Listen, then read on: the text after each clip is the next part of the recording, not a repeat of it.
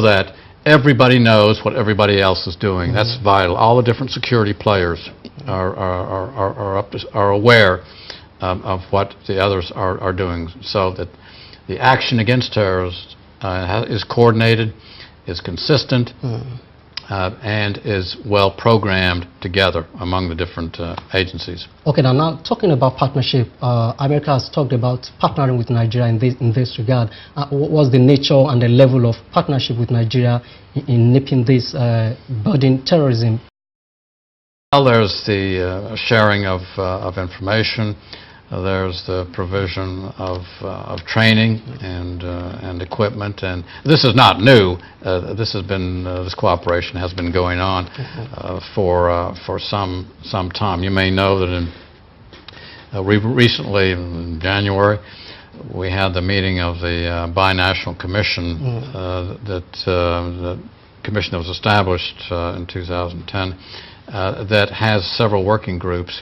It brings together high-level officials from the two sides, from two countries, to consult, to work together on different issues. And one of the working groups deals specifically with security. It was that working group that met in January.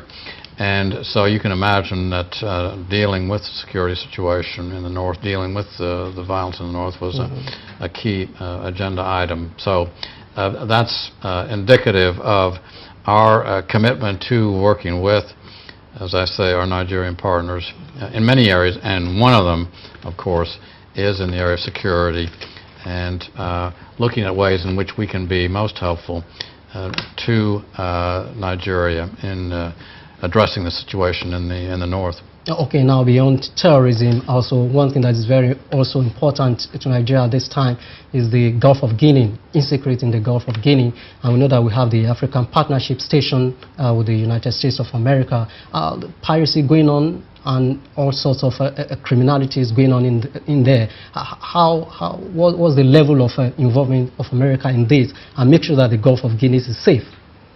Well, the level of cooperation, I think, is excellent. You may know that we recently transferred to the Nigerian Navy a Coast Guard ship. It's now named the NNS Thunder. It's been added to the fleet of the Nigerian Navy, and I'll bet that right now, as we speak, it's on duty in the Gulf of Guinea. It's an important addition to the Nigerian fleet, and it underscores our commitment to doing everything we can to promote Nigeria's leadership role in protecting the waters of the Gulf of Guinea and its own waters, of course. So the area of maritime security is a vitally important area of cooperation. In addition to the transfer of this ship to the Nigerian Navy, we have training provided by the U.S. Navy in past months, and it will continue, to members of the Special Boat Service that represented an elite unit of the Nigerian Navy that has special forces type missions, and so that training will continue. We've provided surveillance equipment here in Lagos and at other Nigerian naval operations bases in the south to monitor the waters, to detect signs of pirate ships or ships otherwise engaged in criminal activity, some drug smuggling, whether it's stealing oil, you name it. So we think that maritime surveillance capability that we're providing is also a useful component in Nigeria's overall effort to protect the waters, its waters, and the waters of the Gulf of Guinea more generally. Now, Somalia has become like a sore thumb in the African continent, with reverberating effect all over the world. And there was a meeting that held in London recently. What kind of constructive engagement are we seeing from America concerning Somalia? It's been like three decades on the war, and it's like we don't have a solution to it. Yeah, no, you're right. It's a real challenge dealing with the situation in Somalia. We are continuing to provide support through different channels. We're working with the United Nations. We're working with other countries providing humanitarian assistance.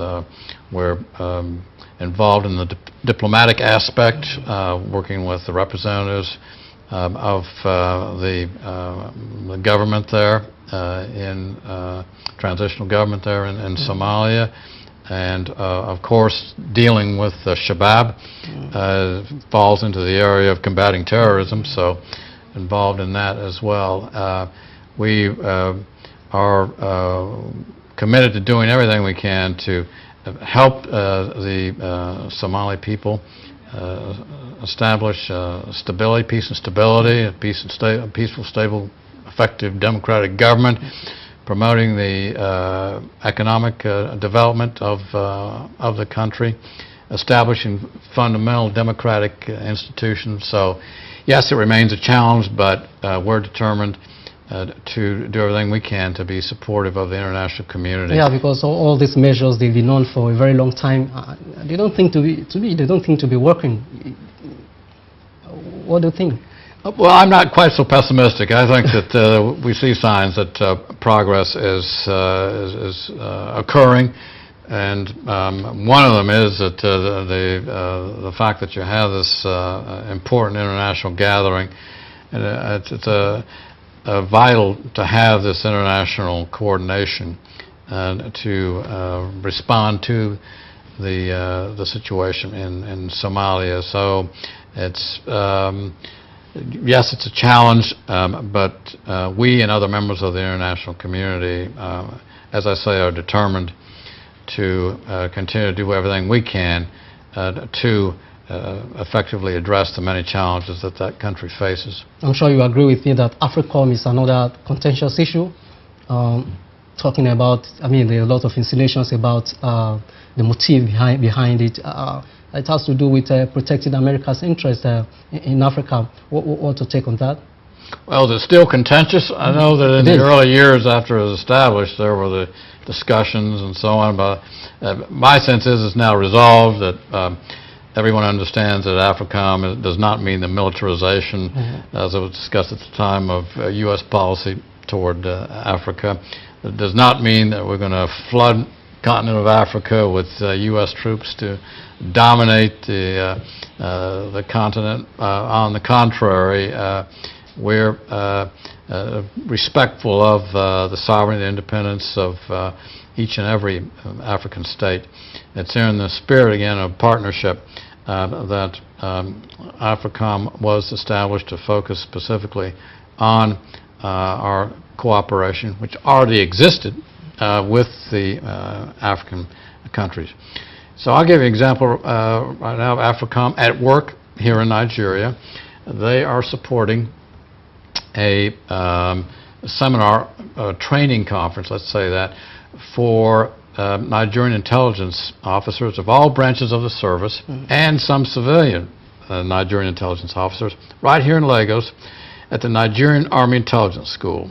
That's an AFRICOM project. I was there for the opening ceremony several weeks ago. It'll continue on into March. So there's a concrete example of how AFRICOM is contributing to the partnership here in Nigeria. They have many other programs of partnership here in Nigeria and elsewhere on the continent. But that's just one immediate example of the cooperation or effort. They brought in instructors and so on. They've had other conferences. I remember last fall they had another conference here in Lagos, and responding to humanitarian situations. Again, it was Nigerian military, police, and others, Nigerian Emergency Management Organization, agency. So they are active. The men and women of AFRICOM includes both civilians as well as military personnel. In fact, some of my civilian colleagues from the State Department serve with AFRICOM. And I think they're really effectively fulfilling the mission for which AFRICOM was established, to strengthen the partnership with African states, not to dominate, not to militarize, not to send in troops and take charge of everything, but to maintain and strengthen, in fact, the spirit of partnership. All right. Thank you very much, Mr. Stafford, for coming on the program, and we're looking forward to more rewarding relationship with the United States of America. Thank you very much for coming. Well, thank you for having me. All right. It's been a pleasure to participate in this interview. Thank you very much. All right. Well, the program continues. It's Security File on STV. Don't go away.